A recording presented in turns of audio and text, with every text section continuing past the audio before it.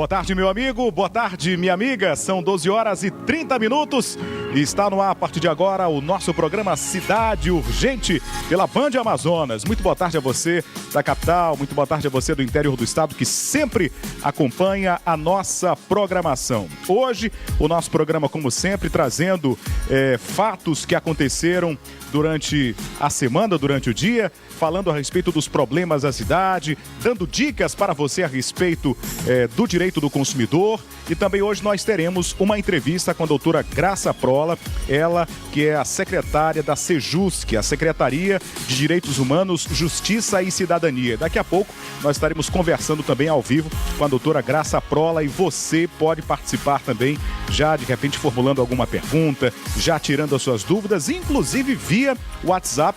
Você pode enviar a sua pergunta, o seu vídeo, o seu áudio. No dia de ontem nós estivemos na Assembleia Legislativa do Estado para participar da sessão que homenageou a Defensoria Pública do Estado nos seus 25 anos. A gente confere o detalhe aqui na tela. A Defensoria Pública do Estado do Amazonas, a DPE, completa seus 25 anos e recebe homenagem na Assembleia Legislativa do Estado. Para o subdefensor público Rafael Barbosa, o resultado mostra avanços nos atendimentos do órgão, principalmente no interior do Estado, onde as ações da DPE acontecem. A gente sabe da carência que existe no interior do Estado, principalmente no sistema de justiça. Se é difícil para o interiorano conseguir saúde, educação, justiça é também muito difícil. E a Defensoria tem um papel fundamental porque ela tem um atendimento extrajudicial muito importante. Então o defensor trabalha, resolve os problemas, soluciona os conflitos, tendo juiz, não tendo juiz, tendo promotor, não tendo promotor.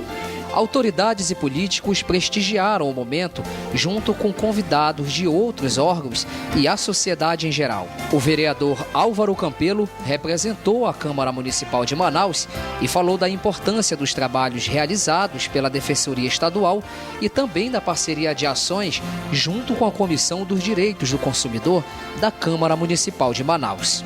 Uma homenagem justa, uma homenagem devida à Defensoria Pública do Estado do Amazonas, e eu me sinto muito honrado hoje de estar participando desse evento, principalmente porque recentemente nós assinamos um termo de cooperação técnica entre a Câmara Municipal, em especial entre a Comissão de Defesa do Consumidor daquela casa e a Defensoria Pública do Estado. E nós já temos atuado conjuntamente em outras ações, como ações relativas à telefonia, como ação relativa a alguns conjuntos residenciais populares que têm apresentado problema. Então essa parceria com a Defensoria, ela tem sido muito profícua. Eu tenho certeza de que esse trabalho ele só irá crescer porque essa parceria que nós temos, ela se torna forte cada vez mais.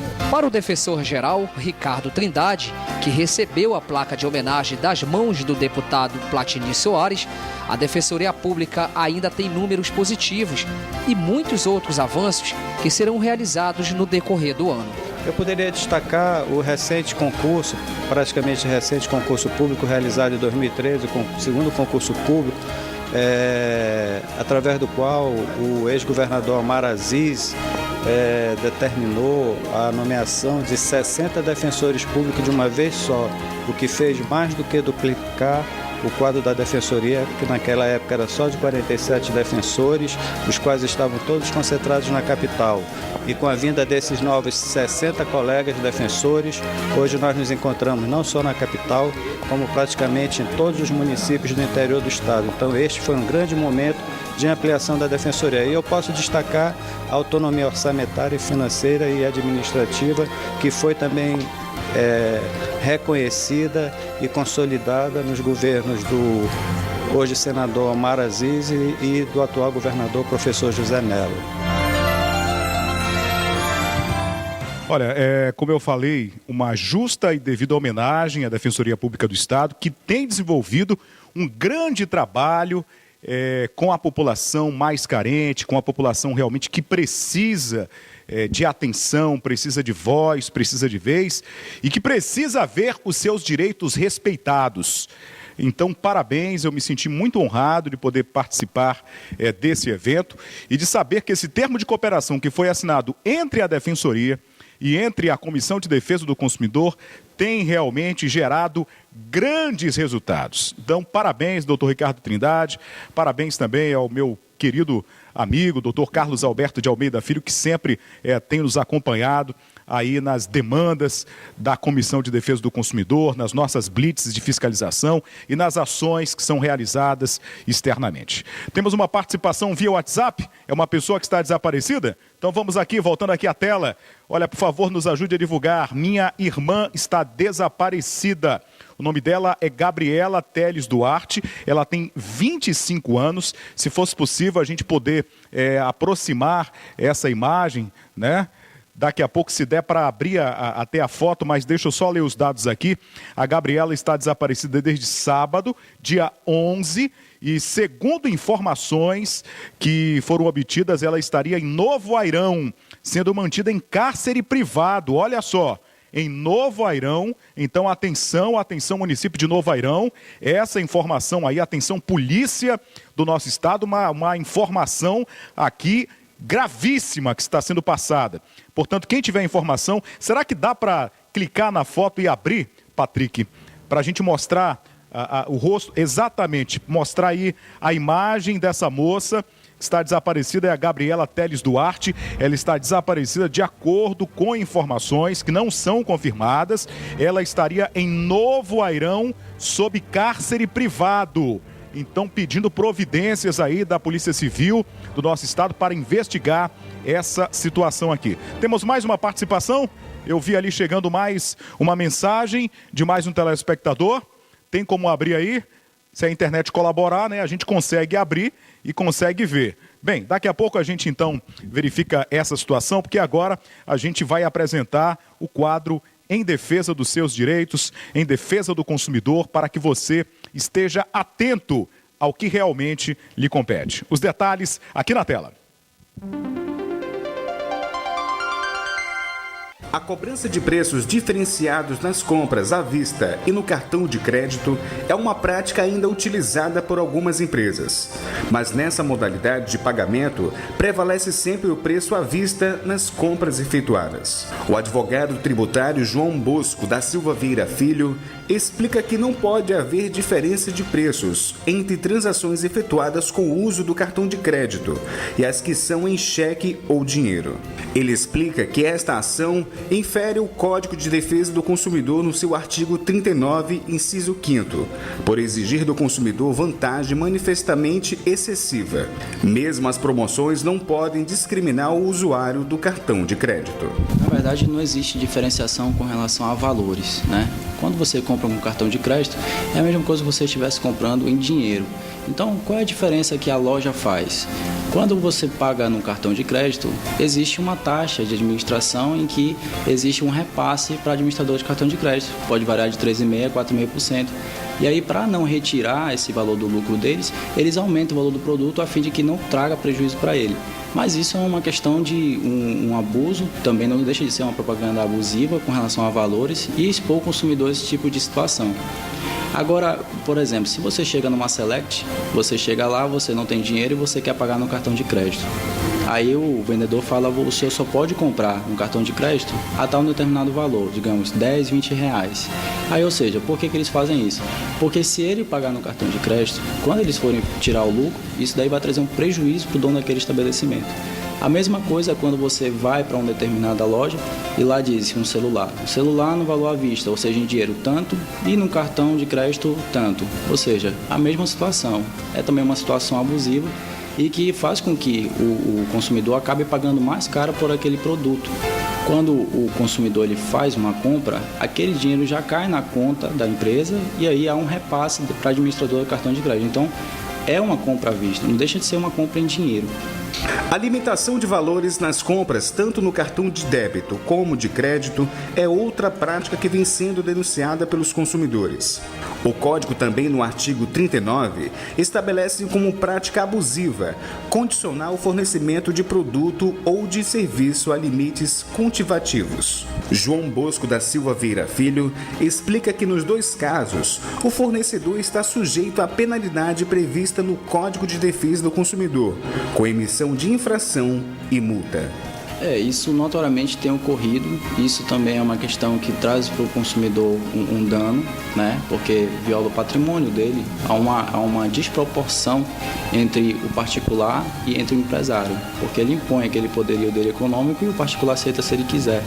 O que o particular pode fazer é denunciar esse caso ao PROCON ou à comissão do consumidor, e aí eles fazem uma averiguação com relação àquele estabelecimento. Nosso quadro em defesa do consumidor, mais uma vez lhe orientando, mais uma vez tirando as suas dúvidas e a gente reforçando essa questão. Não pode, não deve haver diferenciação na hora em que você for fazer a sua compra, não pode haver a diferenciação do preço pago em dinheiro e do preço pago no cartão de crédito. Se você for fazer essa compra, não pode haver, né? Na hora você já contesta essa informação. Da mesma maneira que aqueles estabelecimentos comerciais que impõem o limite mínimo para a compra não podem fazê-lo. O que pode acontecer é o seguinte: o estabelecimento comercial não aceita cartão de crédito. Aí ele realmente não é obrigado a trabalhar com cartão de crédito. Só trabalhamos com dinheiro. Ok, mas a partir do momento que você aceita o cartão de crédito ou que você aceita o cartão de débito, não pode também impor o limite mínimo. Então, mais uma vez, estamos aí orientando. Se você tiver alguma reclamação a fazer, você pode procurar o PROCON estadual, o PROCON municipal, pode procurar a Comissão de Defesa do Consumidor na Câmara e nós chamaremos aí os representantes desse estabelecimento para que eles possam se responsabilizar por esses atos. Vamos agora às dicas da Braga Odonto para você. Agora você vai ter muito mais motivos para sorrir. A Braga Odonto oferece a você a melhor estrutura e profissionais altamente qualificados nos mais variados tratamentos ortodônticos, cirurgias, implantes, limpeza, clareamento a laser, próteses, canal, restauração, extração e muito mais. Venha para a Braga Odonto e tenha muito mais motivos para sorrir. Braga Odonto, Avenida Altaz Mirim, em frente a KF Material de Construção. Ok, são 12 horas e 43 minutos. Eu tenho o prazer de receber aqui a doutora Graça Prola, aqui no nosso programa. Muito obrigado, doutora, que agora tem a responsabilidade de estar aí à frente da Secretaria de Direitos Humanos, Justiça e Cidadania. Nessa reformulação aí, doutora, houve também uma modificação das competências dessa pasta, agora uma pasta mais ampla. Boa tarde, Álvaro Campelo. Boa tarde, telespectadores da Rede Bandeirantes de Televisão. Com muito prazer que nós estamos aqui mais uma vez e dizer para você que realmente é uma secretaria que tem como missão garantir, promover e proteger os direitos humanos das pessoas de um modo geral. Sejam esses direitos humanos ligados aos direitos de primeira geração, que são os direitos individuais, pessoais, os direitos de segunda geração, que são os direitos coletivos, e os de terceira geração, que são os direitos sociais, né, de um modo geral. E lá na secretaria, que hoje desdobrou com a Secretaria de Administração Penitenciária, nós estamos trabalhando alguns eixos como migração e refúgio, criança, adolescente e idoso, a política antidroga do estado do Amazonas, diversidade e gênero, além da igualdade racial, da situação dos povos e populações tradicionais, dentre ainda a educação da população em direitos humanos. É essa nossa missão, ainda também trabalhando as ações de cidadania que vieram da Secretaria de Estado de Assistência Social, porque não eram ações de assistência, e sim de cidadania. Também estamos trabalhando todo o atendimento a adolescentes autores de ato infracional em medida de privação de liberdade e de semiliberdade. Então é uma secretaria grande, os problemas e os desafios são muito grandes, mas nós estamos aí com uma equipe muito boa, no sentido de garantir a cobertura dos direitos humanos, mesmo para aqueles adolescentes que estão privados de liberdade. Doutora, tem alguns assuntos polêmicos que eu gostaria de conversar aqui com a senhora. Muito se fala que direitos humanos só existem para o bandido. Quando o bandido ele começa a ser linchado, quando o bandido é pego cometendo algum assalto e a população vai lá e tenta fazer justiça com as próprias mãos, então a população fala, na hora o pessoal dos direitos humanos aparece. A senhora concorda com essa posição de que os direitos humanos hoje só servem para o criminoso e o cidadão de bem ele fica esquecido? Claro que não. Direitos humanos, hoje, na convicção e no conceito do que é direitos humanos, ele é para qualquer pessoa, individualmente, no coletivo, e também os direitos sociais, como você falava ainda agora, os direitos do consumidor, que é nosso, é um direito social. Então, os direitos humanos não vai só ver o bandido que é linchado, ou que o prisioneiro que sofre tortura, nada disso. Nós, dos direitos humanos, verificamos tanto para aqueles, servimos tanto para aqueles que ainda não passaram por nenhum sistema de responsabilização, bem como para qualquer pessoa comum. Eu quero fazer um reparo na minha fala e dizer que a Secretaria de Direitos Humanos também hoje agasalha a Secretaria Executiva de Política para as Mulheres, que tem um trabalho desde 2008 no estado do Amazonas, no sentido de não só coibir a violência, mas garantir o direito de todas as mulheres. Nós temos também um outro assunto polêmico, que inclusive está sendo tratado no Congresso Nacional, que diz respeito à maioridade penal. De acordo com uma pesquisa recente, 87% da população é favorável à redução da maioridade penal. A senhora acha que a redução resolveria parte dos problemas que hoje existem, desses jovens estarem sendo aliciados, cooptados para o tráfico, para cometerem esses delitos, para cometerem outros delitos, assaltos, furtos? A senhora acha que a redução da maioridade penal resolveria? E por quê? Na verdade, a redução da maioridade penal é uma matéria da qual nós somos veementemente contrária. Como profissional e como cidadã, na verdade não resolve a situação da violência, até porque os meninos e as meninas não são os vilões da violência. Os crimes cometidos por adolescentes, eles são na categoria numérica, infinitamente menores do que aqueles crimes cometidos por adultos. Por outro lado, a própria legislação menorista hoje, que é baseada no Estatuto da Criança e do Adolescente, na Lei 8.069 de 1990, ela é absolutamente mais rigorosa nos procedimentos de apuração dos atos infracionais para os adolescentes do que mesmo para os adultos. Por exemplo, nenhum adolescente sai da unidade de internação provisória, onde ele passa até 45 dias aguardando a decisão do juiz, sem que ele possa ou deixe de ser ouvido pela autoridade judiciária. O que não acontece com a prisão dos adultos. Qualquer habeas corpus ou qualquer liminar, depois de apreciada pela autoridade judiciária, sem necessariamente ouvir o presidiário, é passível de liberação. Além do mais, nós não temos, nos procedimentos de atendimento do adolescente autor de ato infracional, a história do 1/5, né? Pelo comportamento, pelo trabalho dentro da unidade, ele não tem reduzido o tempo de permanência na unidade de internação. Isto não cabe para os adolescentes, até porque a nossa medida é uma medida socioeducativa. Aquele tempo que ele passa, até 3 anos, dentro da medida de internação, é uma oportunidade. É uma oportunidade pedagógica, no sentido de garantir a esse adolescente um processo de fato socializador e que ele possa retomar para a comunidade com uma convivência familiar e comunitária sem a prática de ato infracional. É importante salientar que o nosso trabalho, ele tem como convicção e como conceito a prática, a medida que tem o caráter retroativo. retributivo. O que significa isso? Que ele tem que ter consciência, e nós, trabalhadores sociais, temos que entender que aquele menino está ali privado de liberdade, cumprindo uma determinação judicial.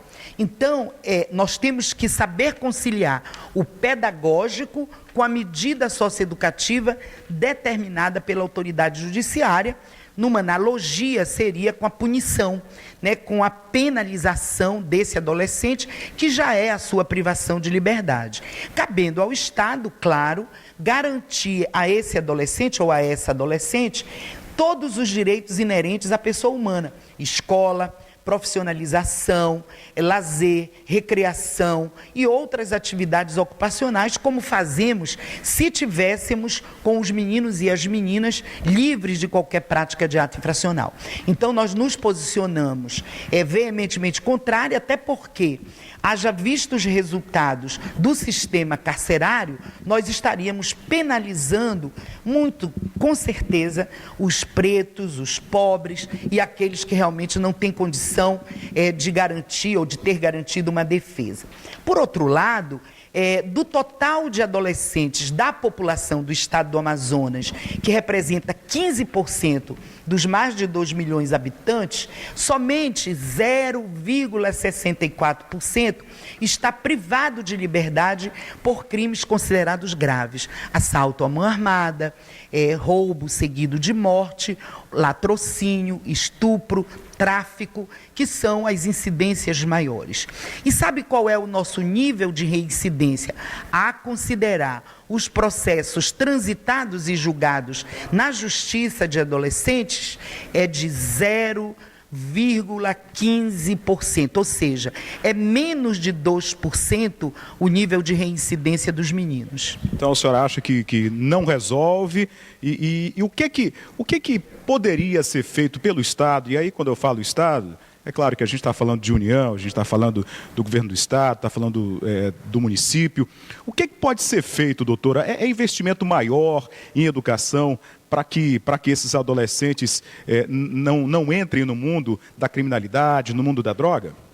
Na verdade, o governador José Mello, ele tem primado pela priorização das políticas educacionais do Estado. Para tanto, o governo do Estado, associado, né, a todas as políticas de promoção de políticas públicas, tem garantido a priorização na educação. Nós, como governador do Estado, acreditamos que a educação é uma das estratégias e, com certeza, a estratégia prioritária, que é prioridade desse governo, garantir que todos os meninos e as meninas possam, no processo educacional, ter, na verdade, a prevenção para esse não cometimento de crimes. Daí a prioridade na implantação de escolas em tempo integral, no sentido de garantir a esse menino não só a escolarização, quer dizer, o ensino regular, mas garantir a ele a profissionalização, as atividades recreativas e outras atividades ocupacionais. Ontem mesmo, o governador, na inauguração do Centro de Educação Tecnológica do Amazonas, no CETAM, garantia e primava pela vocação econômica do Estado e a necessidade de se aliar o processo de profissionalização de adolescentes e jovens com a proposta de desenvolvimento econômico do Estado. Secretária, tem um telespectador que quer fazer uma pergunta referente a esse tema que a gente estava debatendo agora, a respeito da redução da maioridade penal. Boa tarde. Boa tarde. Boa tarde, com quem eu falo? Com Cláudio. Cláudio, você fala de que bairro? Nossa Senhora de Fátima 2. Você quer fazer uma pergunta para a secretária? Sim, senhora, queria fazer uma pergunta diretamente para ela. Pode fazer, Cláudio. Primeiramente, bom dia. Eu gostaria de saber da senhora sobre o menor que a senhora está acabando de passar aí. Eles fazem cada barbaridade com as pessoas e a gente fica como? Eles matam, roubam. A gente fica a reclamar para quem? Doutora Graça. Ok. Os adolescentes, quando cometem um ato infracional, eles devem ser encaminhados à Delegacia Especializada de Apuração de Atos Infracionais. Lá naquela delegacia, nós temos a delegada titular, nós temos delegados plantonistas e temos um promotor de justiça que trabalham juntos, inclusive, com a equipe técnica de assistentes sociais e psicólogas, que vão avaliar individualmente a situação de cada adolescente apreendido. Esse adolescente, dali, é encaminhado para a autoridade judiciária e o juiz, já em mãos com o parecer e a recomendação do Ministério Público, define a situação daquele menino. Ou aplica uma medida socioeducativa para cumprimento em meio aberto, quando as famílias ainda têm condição de controlar aquele adolescente, quando o crime que ele cometeu não foi de repercussão grave, nem para si, nem para os outros, quais as circunstâncias que ocorreram aquele crime, e decide pela liberação ou não daquele adolescente para cumprimento de uma medida em meio aberto. Se o crime for grave, ele encaminha para a unidade de internação provisória e lá o juiz tem 45 dias para avaliar melhor a conduta, o crime cometido e decidir finalmente pelo destino daquele adolescente. Ou ele vai cumprir uma medida de privação de liberdade nas 3 unidades que o Estado dispõe, ou ele vai manter o menino na liberdade assistida, na prestação de serviços à comunidade, ou, se a família ainda tem melhores condições de mantê-lo, e se o crime não foi de grave monta, ele vai para uma unidade de semi-liberdade. Perfeito. Doutora, muito obrigado pela sua participação. Infelizmente, o nosso programa está finalizando, 1 minuto para a gente acabar. Eu gostaria de agradecer imensamente a sua participação e convidá-la para uma outra entrevista para a gente aprofundar outros assuntos, outros temas. Muito obrigada pela oportunidade e nós nos colocamos à disposição na Secretaria de Estado, Justiça, Direitos Humanos e Cidadania, que agora está situada no conjunto da Seletra Amazon, na Casa 2, ali na Paraíba. Muito obrigada. Eu que agradeço, muito obrigado. Conversamos com a doutora Graça Prola, ela que é secretária da Secretaria de Direitos Humanos, Juventude, Justiça e Cidadania. Amanhã nós estaremos de volta a partir de 1h30 aqui pela Band Amazonas, contando com a sua audiência. Até amanhã, não esqueça, 1h30 aqui na Band. Tchau!